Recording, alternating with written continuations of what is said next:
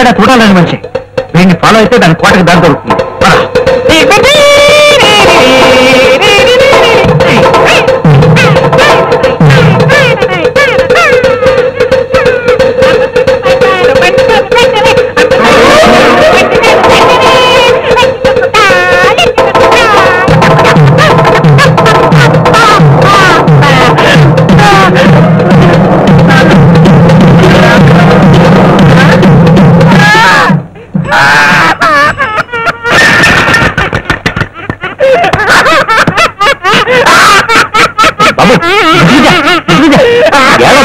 ఏం కావాలి జీలు కావాలా? ఏం కావాలమ్మా చెప్పు. ఏం కావాలో చెప్పమ్మా. మా ఇంటికి ఎలా వెళ్ళాలి? మీ ఇంటికి ఎలా వెళ్ళాలా? వారి అబ్బా బాబు పోనీ అటు వెళ్ళాలా? అటు వెళ్ళాలా? మర్చిపోయా. చంపాడు నాయన. అంటే అంటే నన్ను ఎత్తుకుని మా ఇంటికి తీసుకెళ్ళవా? బాబు నిన్ను అది ఎత్తుకుని నీ ఇంటికి తీసుకెళ్ళాలా? వారిని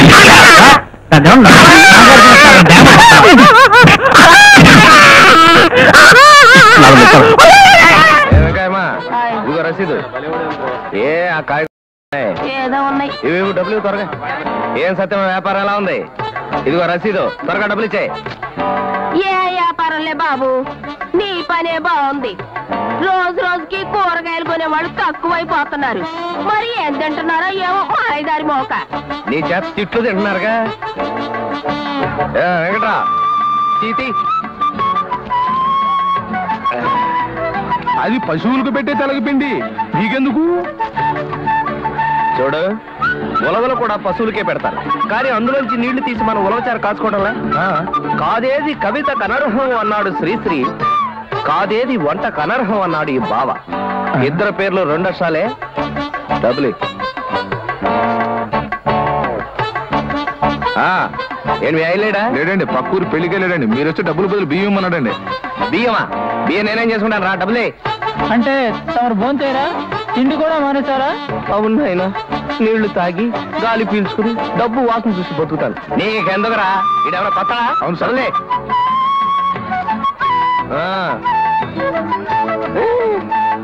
బియ్యం బాగున్నాయి. కేజీ ఎంత?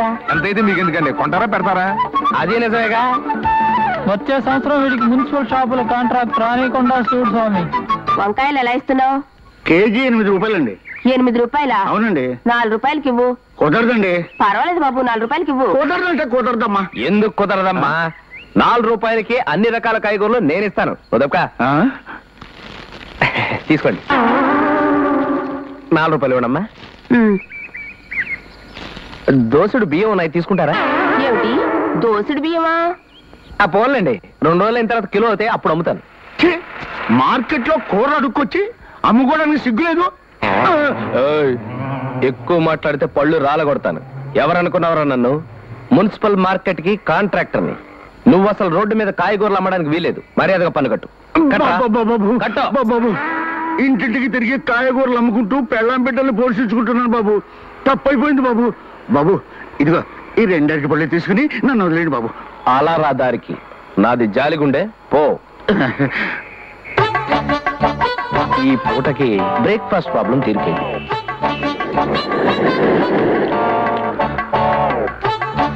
అవును, ఇక్కడి నుంచి మనం మున్సిపల్ ఆఫీస్కి వెళ్ళాలా? ఏదో నర్సయ్య, నీ హల్వా దయవల్ల నేను మా ఆవిడ శుభ్రంగా కాపురం చేసుకుంటున్నాం. ఏడు తొకారా రోజు చూస్తున్నాను.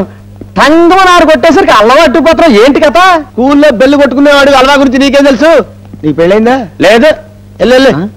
వెళ్ళు గంట కొట్టుకెళ్ళి హల్వా గురించి తెలిసిన చెప్తాడు. ఎంత పని చేశావు వెంకటేశ్వర? నా మల్లెపూలు హల్వా నేరపాలు చేసి నా సంసారాన్ని దెబ్బతీస్తావా? ఇచ్చేవని ఎక్కిందా? హల్వాకి మల్లెపూలకి సంసారం కనెక్ట్. అయ్యో, హల్వాకి మల్లెపూలకి సంసారానికి సంబంధం తెలీదా? అమ్మాయికుడా, అందుకే నువ్వు చకచకా పేసే మేస్టర్ అయ్యావు. నేను టకటకా తప్పి ఒక ఆడ మేస్టర్కి మొగుండయ్యాను. తుక్కారాం తొక్క లేచిపోద్ది. చెప్పేదేదో సరిగ్గా చెప్పాడు. చచ్చిన పావు కూడా బుస్సుమని లేచి ఆడపావు కోసం పరిగెడుతుంది. ఈ హల్వా తింటే జిల్ జిల్లని ఉత్సాహం పెరిగి ఉద్రేకంగా మారి ఉప్పెనలా పొంగిపోతుంది. కావాలంటే ఇది మీ ఆవిడకి తినిపించు.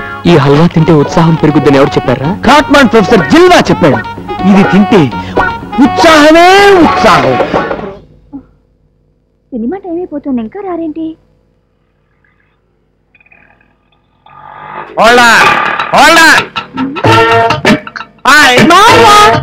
అమ్మ మావయ్య వచ్చాడే. ఏమో బాగున్నావా? బ్రహ్మాండంగా ఉన్నాను. ఓ 50 కొట్టించు. నాకు కాదే, ఆటో వాడికి, పాపం బీదాడు. కులాస అడిగినందుకు 50 లాసా? ఇదిగోరా బాలా, ఇంకో 50 కొట్టించమంటావా? చాలండి, మీలాంటి ధర్మ ప్రభువులు ఊరుకొక్కరు ఉంటే చాలండి. Better luck next time. రారా తమ్ముడు రా. బాగున్నావా? ప్రయాణం బాగా జరిగిందా? రాత్రి నీ ఫోన్ రావడంతో ఎయిర్ బస్సు లాంటి బస్సు పట్టుకుని ఫట్మని వచ్చేసానే. ఇంతకీ మాదాకాలం అయ్యిందా? మావైతే ఏంటో పరాచకాలు. వాడేమన్నా పిచ్చోడు అనుకున్నావా, వెర్రోడు అనుకున్నావా, మూగోడు అనుకున్నావా, మూర్ఖోడు అనుకున్నావా, లేకపోతే రోడ్డు మీద ఎంగిలాకులు ఏరుకునే నీచ నికృష్ట ముష్టి ముదరస్తపు విధం అనుకున్నావా? అక్కడ ఏంటో మాట్లావు. అదంటే మేనగోళ్ళం వెటకారం వాడింది. ఓకే, నువ్వేంటే ప్రాక్టికల్ గా కోర్స్ కారం వంటించినట్టు మాట్లాడతావు.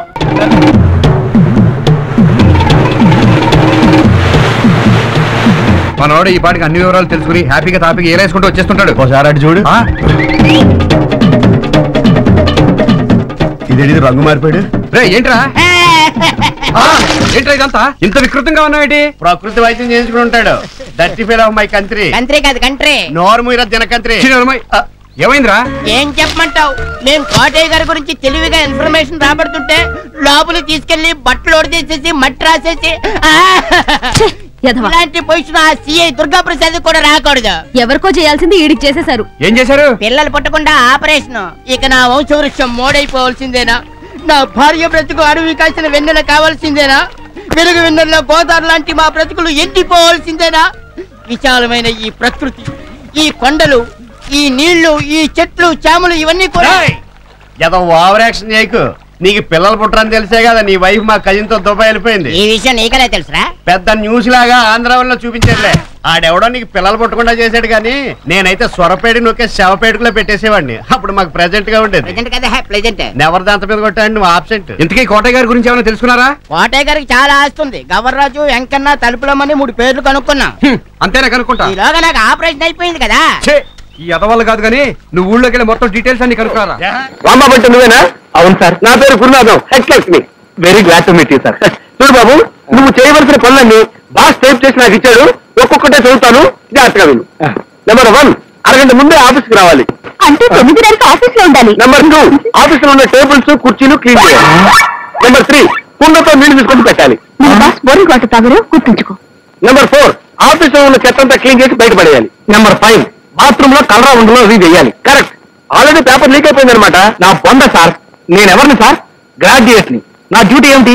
Clerk cum typist. అంటే రాత పని మోత పని, ఐ మీన్ టైపింగ్ చేయడం. ఆ పనులు చెప్పాలి కానీ అంటే నిత్యావసర పనులు చేయనంటావు. చేయను సార్. సరే, ఈ విషయం బాస్తో చెప్పాల్సిన డ్యూటీ నాది. ఆ తర్వాత ఆయన ఉంచుతాడో ఊసి చేస్తాడో ఆయన ఇష్టం. బాగా చెప్పావమ్మా. నీకు జాయినింగ్ రోజే చెప్పాను, నేను చెప్పిందే పని, నువ్వు చేసేది చేస్తానన్నది పని కాదని. అండర్స్టాండ్?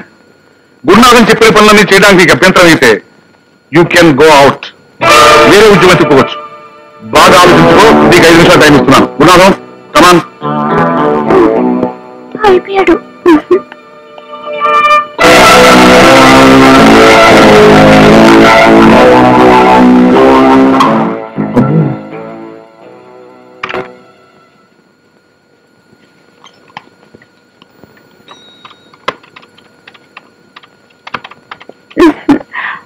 రాత్రి నువ్వు కల్లోకి వచ్చావు గురు. కల్లో కూడా నీ బ్యాగ్ తిరిగి ఉంది. నేను చెవులు వచ్చానట. రైలు పెట్టులాగా ఇన్ని బలాలు ఉన్నాయంట్రా దేవుడా. చేతులు పడిపోతున్నాయి. ఏమని మన బాస్కి ఏమన్నా స్క్రూ లేదుందా? ఐడియా లేదు, అడిగి చెప్తా. అయ్యో, మీరు భలేవాళ్లే. మీరే విషయం చెప్పి ఆయన కోపం వచ్చి మొత్తం ఆఫీస్ అంతా కడిగి ముగ్గురు పెట్టమంటాడు. అందుకే అందరూ పెళ్లి చేసుకుందాం. నీకు ఈ జాబులు తప్పుతుందా? హాస్యాలాడుతున్నారా? నా పెళ్లి గురించి మీకు అనవసరం. అనుకుంటా? అంతే. సరే. ఇదేంటిది? సరాసరి బాత్రూమ్ లోకి వెళ్ళింది. కొంపదీసి దీన్ని పెళ్లి చేసుకోవడం కూడా నా డ్యూటీ అని అంటాడా?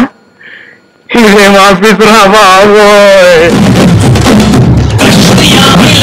బండాపు బండాపు, ఎవడా రోడ్డు కట్టగా లాగిపెట్టింది? ఎవడరాదు?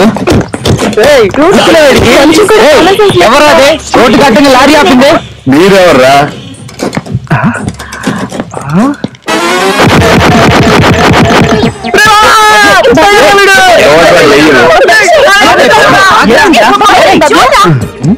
సార్ మీరెవరు? చూడటానికి భారతీయుడు గట్టట్లో ఉన్నారు. అసలు ఇన్ని వేషాలు ఎందుకు తిరుగుతున్నారు? మీరు ఒక్కరేనా? మీరంటే ఇంకా ఉన్నారా? టోటల్ కంట్రీ మొత్తం ఉన్నారు. అవును, వాళ్ళందరికీ తండ్రి నేనే, తల్లులు వేరు. వాళ్ళందరూ మీ కొడుకులే? అవును, నేను నేషనల్ పర్మిట్ లారీ డ్రైవర్ని కదా. లారీ ఆగిన చోటల్లా ఫ్యామిలీని, చెక్ పోస్ట్ ఉన్న చోటల్లా కొడుకుల్ని కనిపెట్టాను. నా చనిపోయిన మొదటి భార్య ఇలాగే ఉండేది. ఉన్న కొడుకులు చాలు సార్, మళ్ళీ కొడుకులు అనకండి సార్. తప్ప సార్ మార్నింగ్ మీతో పాటు మీ కొడుకులు అందరూ కన్ఫ్యూజ్ చేస్తారు సార్. థ్యాంక్స్ అమ్మా. నా మూడో భార్య ఇలాగే. ఎనీహో బహుత్ శుక్రియా. తిరిగి సంధ్యకలం. ఇంకా పై ఊళ్ళో నాలాటోళ్ళు చాలా మంది కనపడతారు. కంగారు పడకండి, వెళ్ళండి వెళ్ళండి. All the best. పూరీల మధ్య మాకు ఖరాబ్ చేసింది. బాయ్ రా తాత.